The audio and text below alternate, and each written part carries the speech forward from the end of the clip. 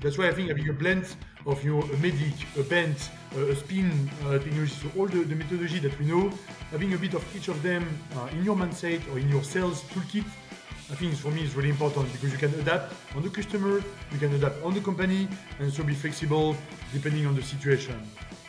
A theoretical champion that, of course, on the facade, or I would say on the first approach, yes, it could be a champion for your solution, but he doesn't have any budget, he doesn't have any voice at the customer side, and basically he's not a real champion because yes, in front of you, you can say yes, I will do this, yes, I will push, but if he doesn't have the voice, doesn't have the power, doesn't have the budget or the internal network at the customers, then you can expect that nothing will happen. If you have a lone wolf philosophy that you want to drive the deal by yourself, that you take all the success for granted because of you and only you and so on, and only you want the spotlight or you are looking for the spotlight, normally you shouldn't last too long into the enterprise sales. Welcome to the Revenue Discussion Podcast. This podcast aims to inspire and educate the newest generation of revenue leaders on various subjects related to sales, marketing, revenue operations, and customer success. Every week, we invite an inspirational guest who is willing to share his or her insights, strategies, and tactics that has worked or is still working for him or her. Today, we have invited Thomas Dalberto to the show. If you don't know who he is, he's Enteprise AE at Microsoft. And so today we have as a guest someone that is in the field, fighting sales battle after sales battle. And if you get into revenue discussion with Thomas, it's most certainly going to be about enterprise sales, complex sales, closing those mega deals. And in this episode, Thomas is sharing with us what it takes to kill it in enterprise sales. And we discuss what is essential to master the task, how his day-to-day looks like as an enterprise AE, all the way to his biggest learning so far. Enjoy the episode. Welcome, Thomas, to the show. I'm very glad that you are participating here today as a guest. How are you doing? Good, and you, Dylan. Thank you for having me at the USite podcast. Well, it's a pleasure to be here. Excellent, because it's a pleasure for me too to have you on the show, because for once we also have someone that is active doing the sales as an account executive from Microsoft in your case. But I will not do too big of an intro because I prefer to hear it from yourself. So can you maybe, just share a little bit of background? What do you do? Where have you started? Where do you come from? Go. Yeah, perfect, Dylan. So, hi everyone, my name is Thomas Dalberto. I'm actually as an account executive enterprise at Microsoft Belgium, and I'm focusing, let's say, on 8 customers in the manufacturing space locally. So I'm 33 years old. I'm French originally, but been living in Belgium for the last 10 years now. Happily married and the father of 2 kids. So as I mentioned, I come from France, where I study complex sales. It's kind of sales engineering, but let's say without the engineering part, but only focusing on the complex sales cycle, really from identifying information, prospection, all the way to managing a complete sales cycle and managing, let's say, a proposal, pitching to stakeholder. So that's a bit my academic background. And luckily, I've done this background at a school called Sup de V, so for Sup de Vente in France. That it was really so practical because at the time I was working at a company called Safran Aerospace, a large aerospace and defense company, when I could really apply what I learned the week before at my university. So during 3 years, I was lucky enough to have a mix of very, I would say, concrete academic background with practical experience on the field. And of course, I was not a key account manager when I started, but really as a sales support. And then after 3 years, really moving into supporting key account executive, having my small account at the end of this experience. And that's where I really started my careers in sales. And after that, moved to Belgium and did, let's say, multiple jobs, both in consulting and also later on in the simulation software space, really so software for the industrial and engineering companies for 7 years. Then 1 year in the industry and software industry for industry at Rockwell Automation, and joined Microsoft almost 10 months ago now. Okay, that's super great. And I think it's actually pretty fascinating that in France you have some kind of a school that really taught you the way you should do sales, and not only sales but also the complex sales from a very practical point of view. I think that's very interesting, because I don't think that in Belgium we have enough of those, if we do have some of those at all. So interesting. And interesting also to hear that you are a man that started from sales support to assisting account executives to having your own accounts. So you have done, you have had the whole spectrum of the sales experience, as it seems. Yeah, correct. And so both, I would say, from the pure hunting and the way we call it in sales, so the pure prospection, heavily on the field, driving a lot, being on the road most of the time. Also to be like a really an account executive, so managing a dedicated set of customers and be more, let's say, into nurturing the relationship with those accounts. So that's also very interesting to see, let's say, both sides of the yeah, fence. Definitely. Yeah, because today we will mostly be talking about enterprise sales, as that is, I believe, your strength, but also the thing that you're most passionate about. But if you now have to say, looking back at your experience, what got you, what aspects of the sales, if you look at hunting versus farming, big deals versus small deals, high velocity, or actually big value deals, what kind of sales environments do you prefer? Yeah, that's a really good question. Being very into sales and very being dynamics. I really love, of course, the fast-paced environments where, of course, the sales cycles are moving very fast, and you can really see, let's say, concretely speaking, the awards of your action. But I would say that from a career perspective, and from now being into the enterprise segment for a few years, I really prefer this kind of sales, because again, the difference, I would say, between enterprise and small or very fast sales is really the complexity aspect. And when you come to complexity, and of course we'll touch base on that, but there is much aspect on the complexity, whether it could be personal complexity with the number of stakeholders, whether it could be the size complexity of the deal, and so the target, the complexity target where you are selling. And I think I prefer really this kind of the enterprise sale, mainly because it's really a long-term strategic vision that you can build with these customers. So it means that instead of spending your days and hours on a deal that we close, and after that, the after-sales support is somehow very limited. The good thing about enterprise sales is that, of course, you are here for the long term. You're here really to be a trusted partner and a trusted advisor of the customers, really, again, for the long term. And this means that you need to invest a lot into understanding the customers, the customer environments, the geopolitical pressure, the energy cost rise, and all the things that are impacting the customers, and to understand, okay, from an external perspective, what is really impacting the customer, how is it impacting the customers, and what does it mean concretely for all the decision the customer is taking when it comes to purchasing services or software. So I, again, prefer this kind of sale because it's really deep into the account, deep into the industry, and also deep into the ecosystem as well, whether it could be your partners, suppliers, and everything. Okay. Yeah, I think that you already introduced the topic of enterprise sales very well. Maybe a first question related to that. Do you think that you need previous sales experience before entering that sales enterprise? I would say that it's a plus. Not of course needed, because I'm pretty sure that depending on the persona and the personality, of course, of the employee or yourself, you can go into enterprise sales directly, but not as a key account, from day one after graduating, of course. But the way that I see it is that if you have other type of sales experience, again, more or less on the field, looking for information, prospecting a lot, you learn a lot about, of course, the account, you learn about the industry as well, which give you a nice perspective, because if you want to be a key account manager in the, I would say, healthcare industry, if you have a lot of previous experience, you're prospecting hospital, seeing doctors or selling services or devices to the doctors, or to the hospital, then you gather, and you get this feeling about what really the sector, the industry, again, what are the external pressure, or companies work together, what about the ecosystem.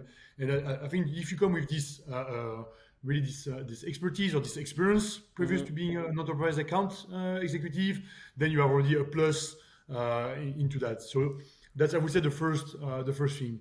The second thing is that being an enterprise account executive, you need to manage different as well key stakeholder at the company, wherever it could be the IT, the purchasing department, the business that is using your product or your services. And it means that you need to, in my opinion, need to have some prospection experience before, because that's where you need to find the new contact, you need to find the new people that will drive also your pipeline moving forward. So having this background or this prior experience, both in prospection and also into industry perspective, I think is also a strong plus to be a successful enterprise account manager. Okay, gotcha. Yes, in some way, I believe that any kind of sales experience, doesn't matter what job you will do later, I think is super valuable, because you always have to manage some kind of stakeholders, always some convince someone of an idea or something like that. So I think that any previous sales experience, no matter what the job is going to be interesting. But I think it's particularly interesting. Because you see it a lot often, right? People has to first start as an SDR, BDM, then they become account executives, and then the next step is enterprise AE. And then I'm always asking myself, all right, but is that actually very necessary? Because actually, the difference there is that, I think the prerequisites in terms of skills are also kind of different, in the sense that in a high velocity deals where you have many prospects, and not that big of deal, you have to have a great overview of what you do. You have to have a great sequence of tasks. You have to be, a great to-do list there. While I think with enterprise sales, you have to be a great project manager in some way, right? Yeah. So what's kind of your thought on that? No, that's definitely in line with what you described, Dylan. That, of course, when I talk about managing stakeholder, of course there is the customer side, but of course there's also the internal aspects. Especially in large multinational companies, that you need to manage internal stakeholder, your managers, your colleagues, of course, that you are working with. I would say it's more like a team sport than a solo performance. And that's a bit the way also I compare complex sales and enterprise sales versus let's say the standard high velocity sales, because actually those deals somehow you can close it by yourself. Of course, you might need a bit of technical support, you might need a bit of manager support as well, but doing your enterprise sales alone, it doesn't happen. It's not possible. That's why that's also a key, in my opinion, difference between the high velocity sales and the enterprise sales. That managing a team, working with a team, is indeed a kind of a project management work, and therefore any prior experience into working with different people, working with different stakeholders is key. Because if you drop an excellent sales guy that is used to do a very quick deal on a very short amount of time, short amount of money, and so on, and you drop him into the enterprise sales, again, for me, there would be a learning journey to work with a team, to work with external stakeholders, to understand really the account, rather than pushing a product or services as fast as possible. So that's. No, and that is a good take, and I think that's also why I'm asking that question, because I think that a lot of people see it as a next step in their career. And you said it yourself, I think from a career perspective, it is super interesting because you have all that complexity. And I think that is a good point to view it from, to see it from, it's complex and it's challenging and you get new responsibilities, instead of, this is a natural next step in the ladder, so I have to go to enterprise sales. And I think that's something, people should be aware of, right? Yeah. No, but again, for me, there is... For me, I love sales as a whole, so there's no dirty sales or there's no premium sales. For me, all sales, being in front line with the customers, try to help them, be the ambassador of your company and so on.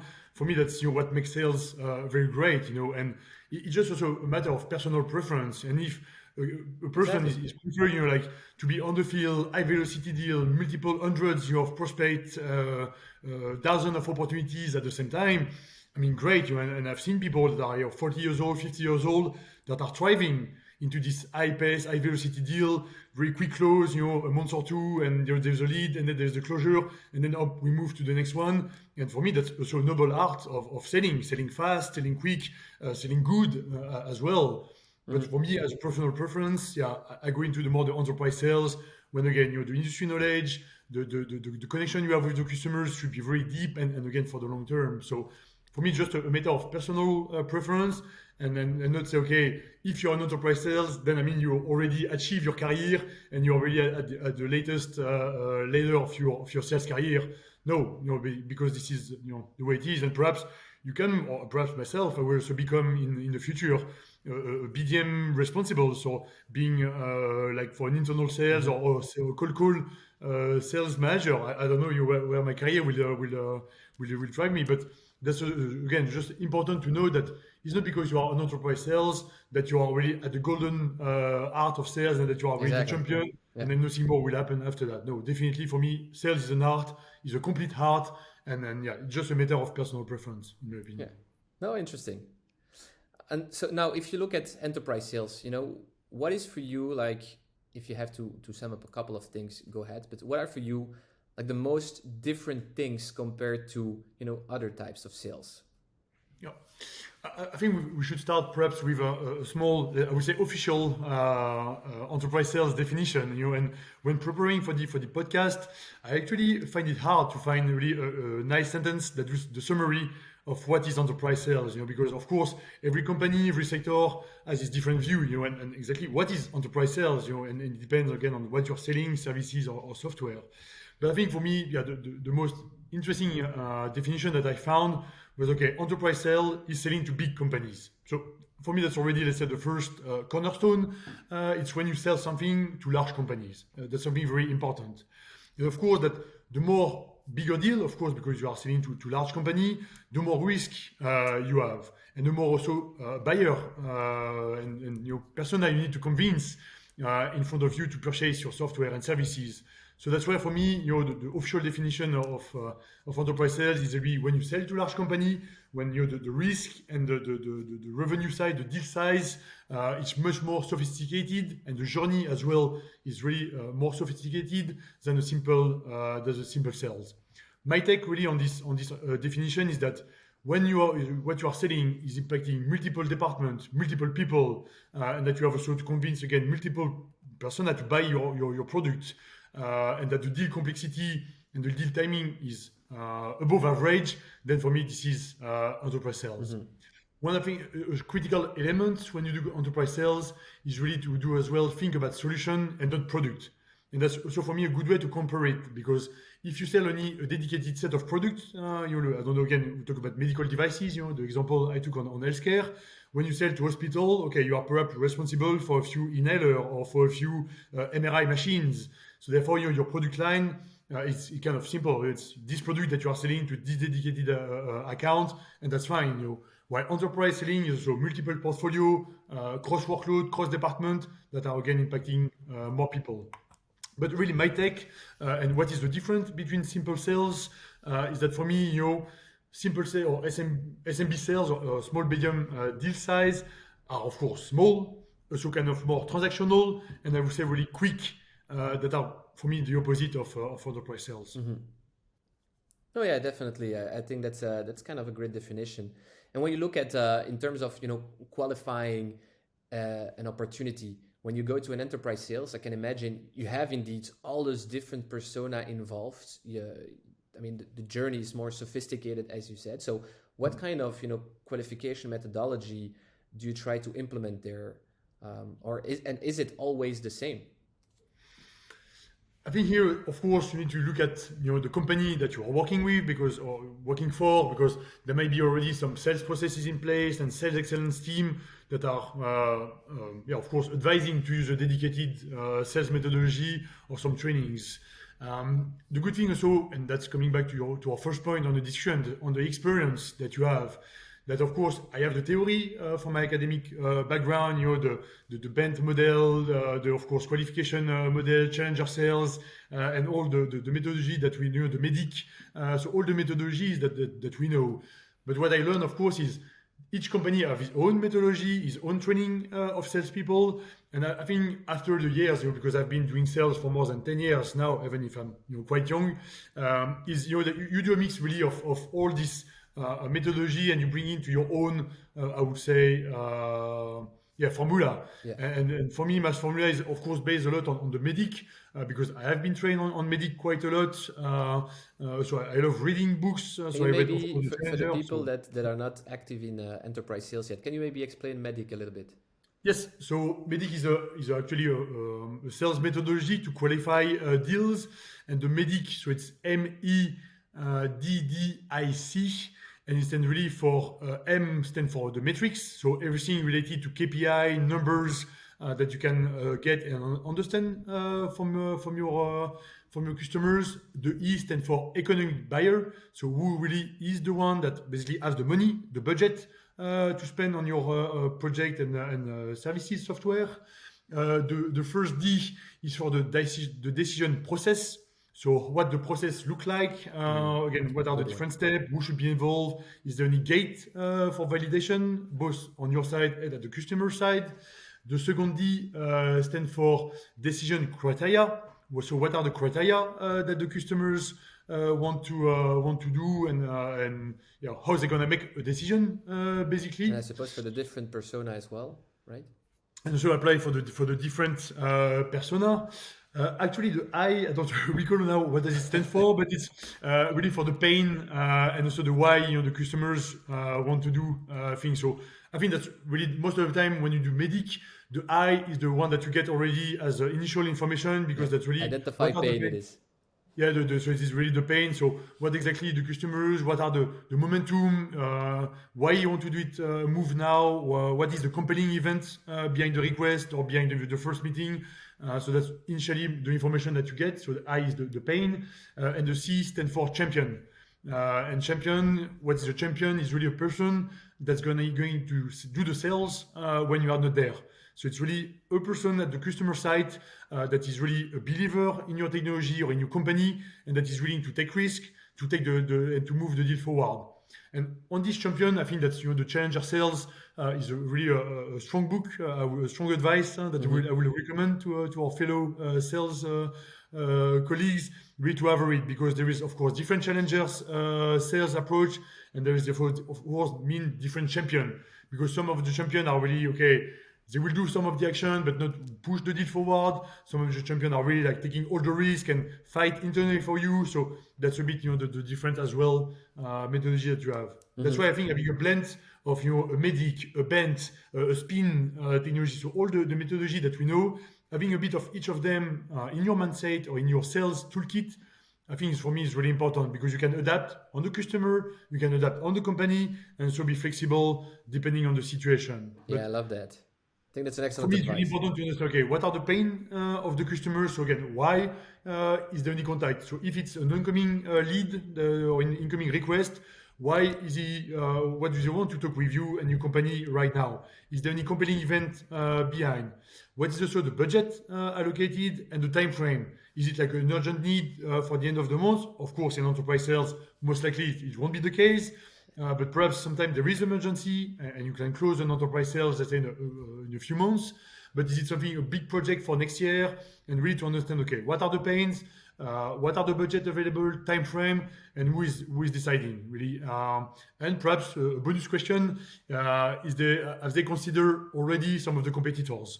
Really to understand, okay, is it something that you are shopping around, I would say, or is it, let's say, your first inquiry because of XYZ reason that you are reaching out to company A directly? Yeah, and I think that's also an important one, because enterprise sales deals to me are also, business critical buying decisions that those enterprises are taking. So I can imagine that, they don't go just listen to your story. They don't just go reach out to you, but they probably go reach out to different vendors and actually, really do an analysis of the different cases.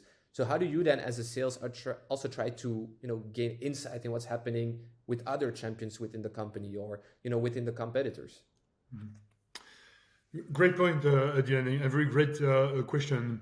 For me, what is important as well is again, the understanding of your account and understanding of the ecosystem of the account. And if your enterprise sale would be only one-to-one connection, it would be great, but so boring, because that's where otherwise there won't be any challenges. So I think the fact that, of course, it's enterprise-wide sales It means that people will do the shopping around. It means that you will be most of the time in competition with a competitor, which is great, because it drives you to do better and to be the best of yourself. So that's so how to cope with it. I think it's really to take the account pulse. That's really what I call the pulse of the account. Is really to understand, okay, do we have a good connection with the account? Normally in enterprise sales, because again, you go deep into the account, you know already a bit about the ecosystem, that I talk about. So you know what are they using already, if there's any competitor in-house already. And if yes, is it pro competitor or pro for your solution? Is it a competitor that is very incumbent to the company, or is it a competitor that is dying at this company because of, I don't know, lack of investment, lack of product, or new company strategy? Because sometimes we see that as well. That company invested a lot in the technology or in services, and then the vendor or the supplier is changing strategy or investment, and therefore there is no match. So again, what is the competitor already at play, and what is the strength and the incumbency of the competitor at the customer side? And normally that's something you should know already as part of your account plan, as part of your connection with the account. And also being on top of your account, so looking at all the news that, of course, on LinkedIn, social media, that your account is posting, to check if there is any, I don't know, posts for your other competitor, if your competitors sometimes are mentioned in the news, if company A invested in technology B, and sometimes they make public announcements, then of course, that's also a strong statement that there is competitor, and the competitor is very incumbent into the account. It's also to listen to all the recording and listen to all the company investor call, because most of the enterprise sale, and again, I'm managing 8 accounts within Microsoft Belgium. Some of them are public companies, so they publish on a quarterly basis the result. They do annual investor call and everything. So there's already a lot of information that you can get, and so that's already something valuable and huge information that you can get. Because watch for announcements, watch again for news on this account, and that way you see if there's any competitor already or not. So that's part of it. How important is a choice of the champion? Because I suppose you can also kind of strategically select the right champion, right? Champion is not I would say a science. Of course, like in sales, it's more an art than a science. Probably. Because the champion that you get can be your anti company because you did something wrong with him, or something bad happened for a dedicated project that already put him at risk into the company. So that's why investing in champion and being close connection with him to understand, okay, what exactly are the motion at the company? How can we make him successful? How can we work together to make a win-win situation for the companies is really important.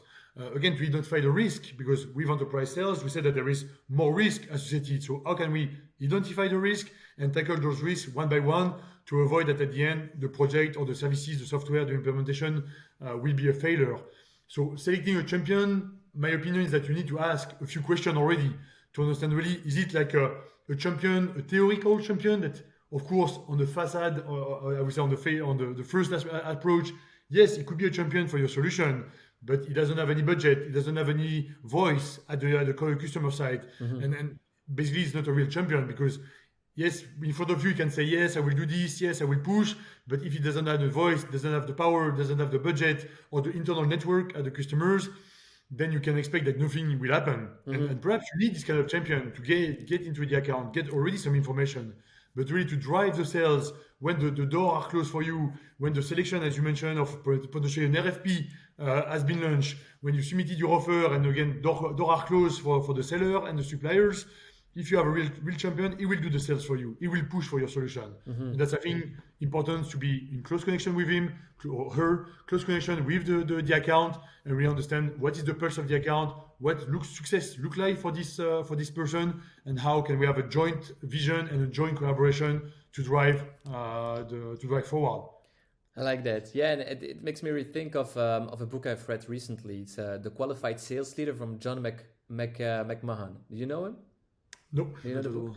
Well, I can definitely recommend it. And to any listener that is actually also interested in enterprise sales or anything related to also selecting the right champion and stuff like that, I can I can very much recommend it, because it also, tells that having the right champion selling for you internally, that has also a lot of influencing power, that knows, how to play along with within the company, can actually mean a lot. And you mentioned some elements as just like that as well, so I like that. Now, I'm also kind of curious, it's not, you said it earlier as well, it's not, especially in enterprise sales, you're not going to do the sales entirely alone. It's not a lone wolf game. You have to have a team around you. But now I'm kind of curious, in an enterprise sales context, what kind of team members do you have around you? And here could be like at the customer side, really like multiple stakeholder. So I would say that for the core account team, what is important is of course to be surrounded by colleagues that have some experience, perhaps in the account or into the industry, so we can already leverage and share, some of the ecosystem or some of the pressure that a certain industry or certain customer are facing. Really, that's for me the first step is your initial sales team, that your colleagues, your direct peers that can share experience and share what they heard from their customer as well, and you can already learn a lot from them.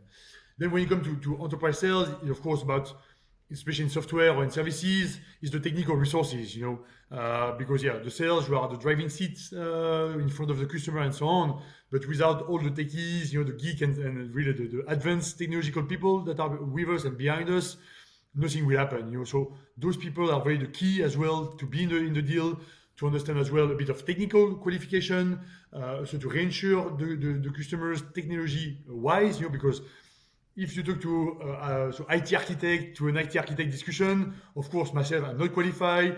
I don't know exactly what is IT architecture and so on and so forth. It means that in terms of credibility, that can harm the relationship. But if you put an IT architect versus an IT architect, they know what they're talking about, they know about the discussion, they know about the pain point and so on. So that brings also credibility to the deal. So I would say.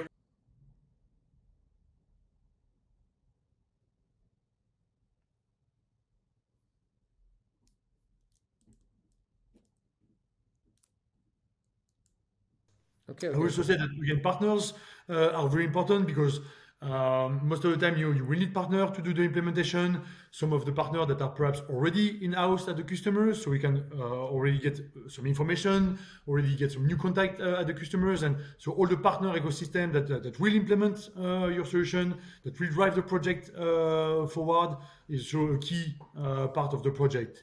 And I would say management is really critical, because getting an executive sponsor into the account, especially in enterprise sales, when you do high-level sales and so multi-million sometimes sale, you need to have an executive sponsorship. And having one of your executive, when you're a manager on board with one of the executive of the customers is also very important to get. Of course, it's really more on the touch base, that every day that your general manager or VP will do the call and do the meeting for you. It's not to replace your role. But it's, for me, again, part of the toolkit, part of the sales toolkit that you have, bringing sometimes the sales manager card, bringing the executive card to have more an executive meeting, not to talk about the project itself, not to talk about the in and out of a dedicated implementation or in project or services, but more to talk about, okay, where as a supplier, where as a vendor, where as a partner, do we want to go together? Do we want to build a joint partnership or a joint strategic vision for the future? Or do we want to keep vendor to supplier connection? And sometimes that's fine, but if there's a way that we can do business together and help you achieve success, whatever success look like for your company, how can we get there? And that's where I think having an executive sometimes is also a good part. So you see, multiple people. Marketing could be also very important, when they find lead, when they come with the right information, come with the right documentation that the customer is asking. That could be legal, of course. When we come to big, large enterprise deal, legally most of the time involved, whatever it could be for NDA, for contracting perspective, for deal shaping, and because of course it's very important to do sales by the book, and so that's, I would say, your legal, your own purchasing team, and any resources that you can leverage. For me, is very important. I think you clearly established that it is not a lone wolf game. Absolutely not. No. But now I'm kind of interested. It's a team sport, and if you can do again an image with like your football, soccer. Of course, you have the Lukaku of the De Bruyne that can change the game by themselves. But if they don't have a good defense, if they don't have the good goalkeeper that is keeping the score blank, Coaches, and the a full team statistics, that is yeah. passing the ball to them, then they cannot close, they cannot score. And for me, enterprise sales is a real team sport. If you don't have the back end to support you, if you don't have all the resources, the coach, the sport trainer, the physical trainer that are really behind the scene and so on, that are not there, there's no way that you're going to score on the game day. And that's for me a bit the same as enterprise sales. To achieve and close an enterprise sales, again, multi-million deal, large enterprise corporate company, sometimes even outside of Europe, you need all the support that you can get, and that's where all the teams come together. So it's I mean, it's a high performing game. I mean, you have to have all your resources in the game, be really invested, committed, disciplined, and you have to expect that from the entire team that is around you and yourself. You have to expect it for them, but also I think that is so important, Dylan, is also the motivation that you can get. So it's now we talk about the human aspect as well of the enterprise sale, is that if you have a lone wolf philosophy that you want to drive the deal by yourself, that you take all the success for granted because of you and only you and so on, and only you want the spotlight, or you are looking for the spotlight, normally you shouldn't last too long into the enterprise sales, because you will piss off some people. You will make sure that they don't want to work with them, but with you and so on, and it's get a kind of negative feeling. That's why for me as well, all the leadership aspect around it. I don't have any direct report and so on and so forth, so I don't have a team to manage as such. But every sales opportunity is a new team that is building, like we discussed, like a project or a program. So it's a project team that is here to drive the project or the deal forward. But if I'm acting as really as a bad guy, again, a negative feeling, negative energy into the team, of course, perhaps I can close one deal, but what about the rest? What about the long-term connection? Exactly. So I think it's so important to bring leadership, to bring the energy to the team, and really get motivation across the team. So definitely not anymore the lone wolf philosophy. No, good advice, definitely. Now, can you maybe share a little bit, how does your day-to-day look like? Because I can imagine you have, the contact with the client, but you also have a lot of things to do with your own team to prepare stuff for the client, but you also have to prospect sometimes, maybe to new big enterprises. How does your day-to-day in average looks like? Yeah, so very good and important point. So here I would say that no big surprise. I'm very classical in my approach. When I say classical in my approach, it means that most of the time from Mondays and then Fridays, I keep it for internal meetings and then I would say admin and preparation purposes. So I try to do less customer-facing activities on the Mondays and the Friday, but really to plan my week ahead, get my internal meetings sync with my colleagues, with my team, and so on and so forth.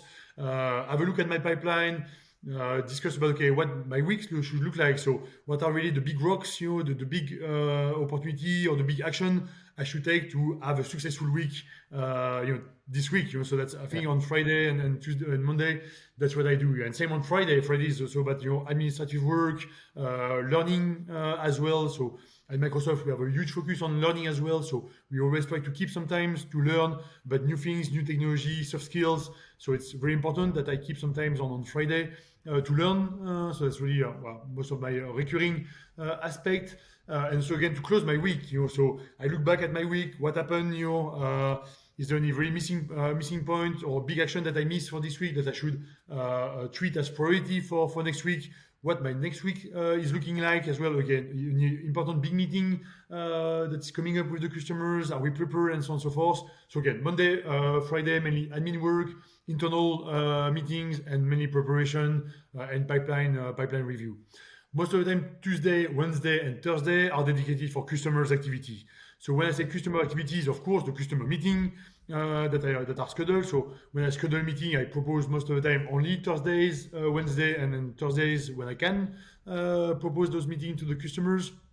And if there's no meetings, it's again activities. So LinkedIn prospection to find new contact. I block time on the weekly basis. I always block 2 hours to do prospection.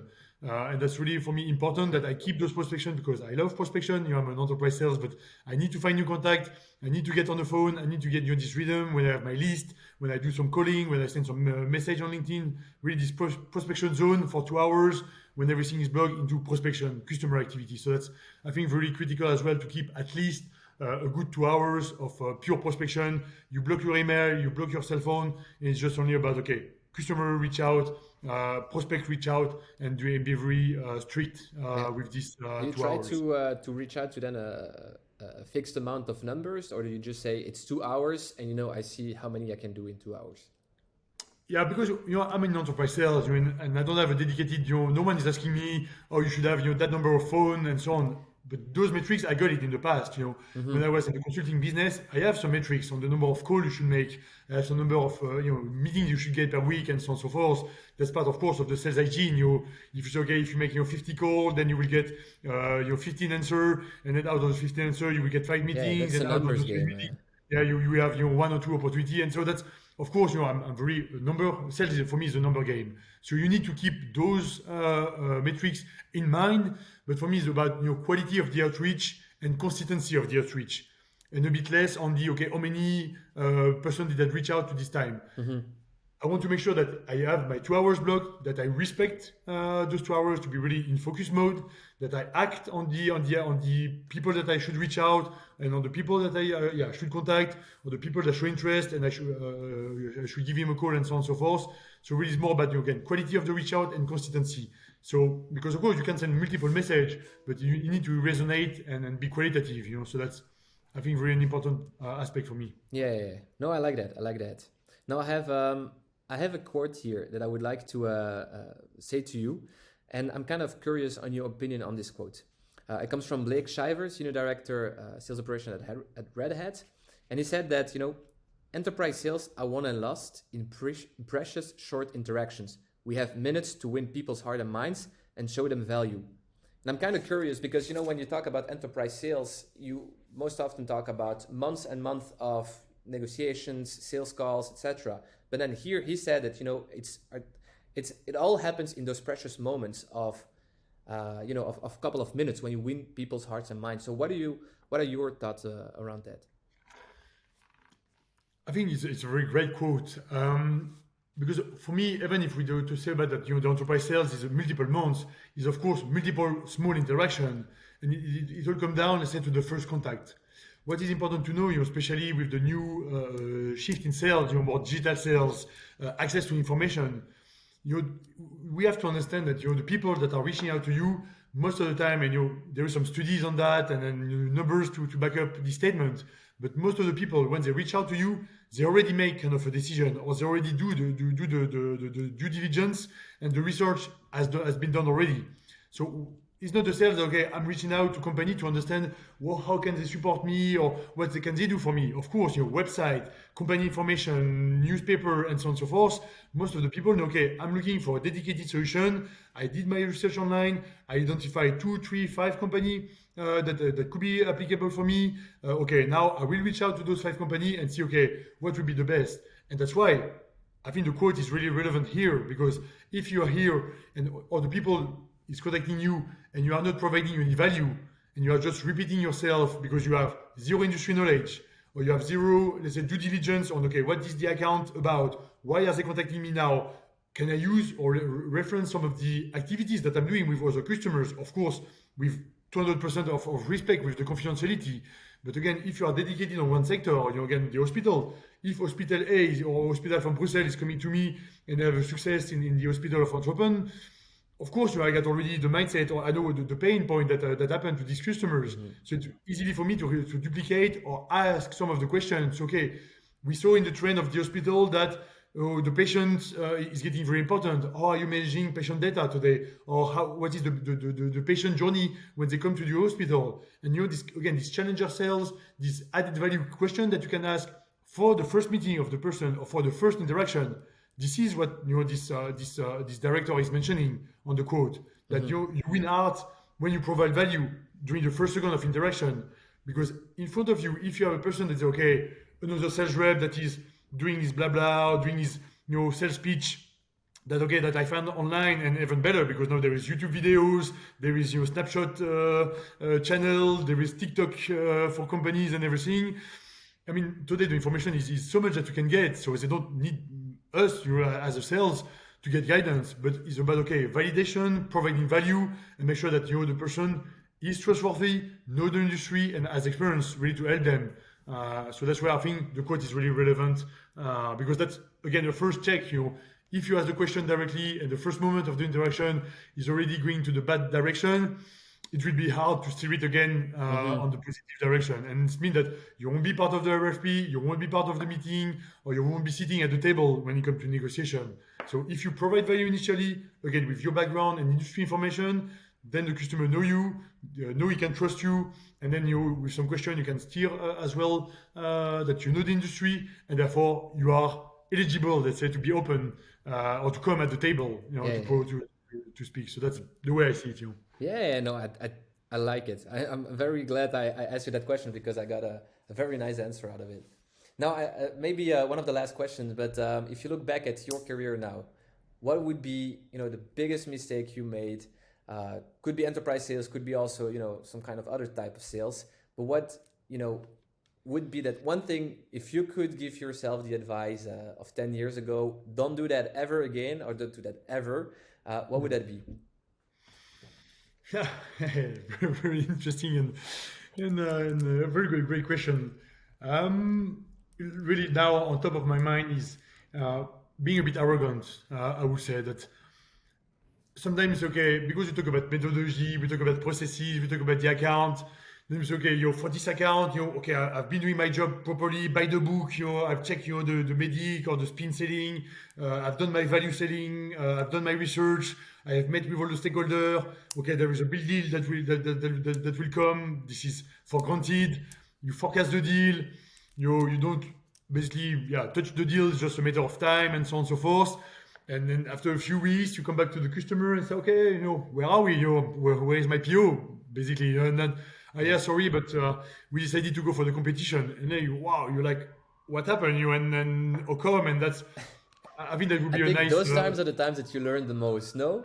Yeah, of course. It's either your failing is not failing for me is learning. So you can fail and have a bad time, definitely, but it's how you use that to be better and to improve your sales game. So that's why for me it was like a big surprise the time that I was too arrogant. I've done my job by the book. I don't need to take care of it.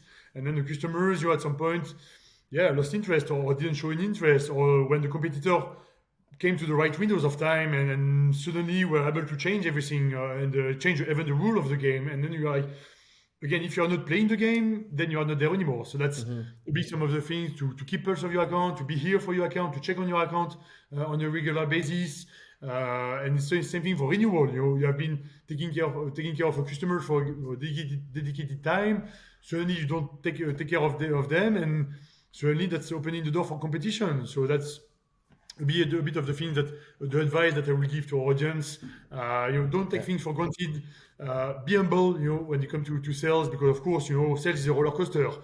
One day you're on top of the mountain, and the day after you are really at the bottom of the sea, and it goes like this for forever. So it never stops. The most important is really to make sure that when you are high up on the mountain, that you know that at some point you will go down. You need to be humble for that, and make sure that you have all the pipeline and the activities again, and the weekly basis planning to keep track on your activity. And at some point, you will go back to there. You will win back.